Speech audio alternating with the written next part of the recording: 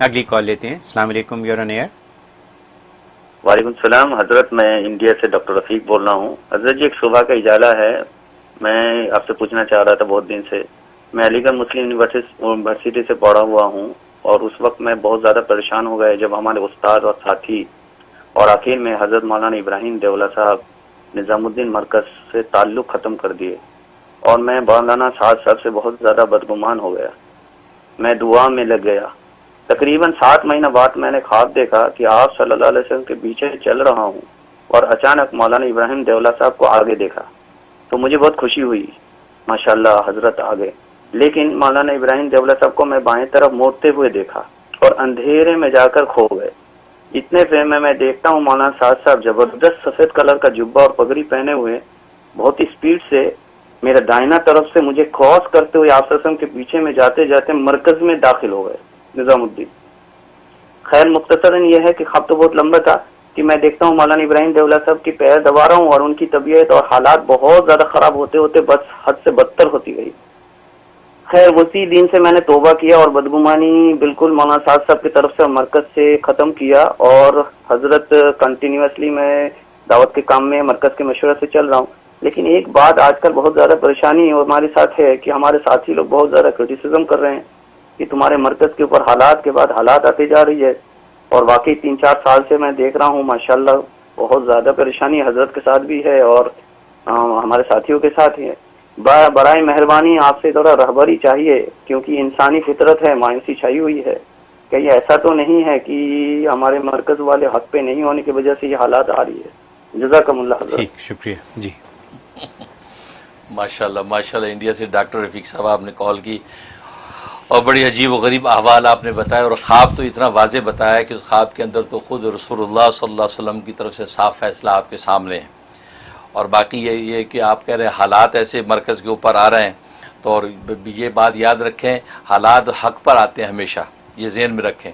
یہ تو مرکز کے حق ہونے کی علامت ہے کہ اس کے اوپر اگر حالات آ رہے ہیں تو یہ اس کے حق ہونے کی علامت ہے. اس لیے جو وہ حق بالکل مرکز حق ہے، اور مرکز کے اندر جو بیٹھے ہیں مولانا صاحب بالکل حق پر ہیں، اور حق والوں پہ حالات آتے ہیں. یہ حالات اس لیے آتے ہیں جیسے قرآن کریم میں بھی اللہ تبارک و تعالیٰ نے ذکر کیا کہ جنگ عہد والے حالات کیوں پیدا کیے ہم نے. اللہ یتمیز الخبیث من الطیب، اللہ کچے اور سچوں، خبیث اور طیب کو الگ الگ کرنا چاہتا ہے. تو حالات اس وقت صحابہ پر آ رہے تھے، نبی پاک صلی اللہ علیہ وسلم پہ حالات آئے. یہ صرف یہ وہ خبیث اور طیب کا فرق کرنے کے لیے، تاکہ چھٹتے جائیں، خبیث چھٹتے جائیں اور طیب اور پاکیزہ جڑے رہیں. اور وہی ہوا کہ پاکیزہ جڑے رہے، طیب جڑے رہے، اور جو منافقین تھے، یہود تھے، تو یہ خبیث جو چھٹتے چلے گئے.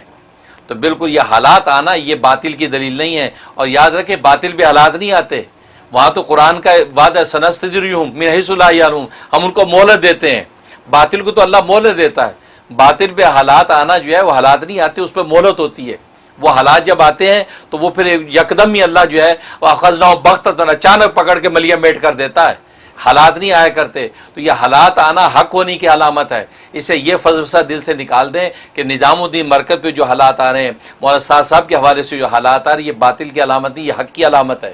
اور پھر آپ کو تو جو خواب دیکھ لیا آپ نے، نبی کریم صلی اللہ علیہ وسلم کو دیکھا، مولانا ابراہیم صاحب دیولہ جو ان کو آپ نے دیکھا کہ وہ ساتھ چلتے چلتے وہ اندھیرے میں چلے گئے. اس کا مطلب ہے کہ وہ قول فیصل جو صحیح جو فیصلہ ہونا چاہیے تھا وہ روشنی سے اندھیری کی طرف چلے گئے. اس کا مطلب ہے کہ وہ غلط فیصلے پر قائم ہے.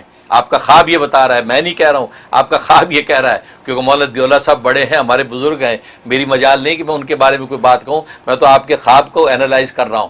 اس میں بتایا کہ وہ اندھیرے میں چلے گئے، تو گویا کہ وہ یخرج من الظلمات الی النور جو ہونا چاہیے تھا، تو وہاں پر اس کے اپوزٹ ہو گیا کہ آپ وہ نور سے اندھیرے کی طرف چلے گئے.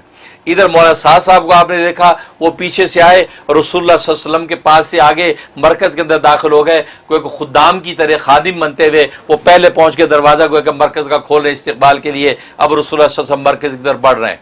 اس کا مطلب یہ ہوا کہ اب مرکز پہ رسول اللہ صلی اللہ علیہ وسلم کی نظر کرم ہے، اور یہ حالات جو ہیں یہ خبیث اور طیب کے اندر تمیز کر رہے ہیں. اور جو طیب ہیں ان کو اللہ نے شرح صدر عطا کر دیا ہے. جیسے آپ کو خواب آیا ایسے اور کتنوں کو خواب آیا.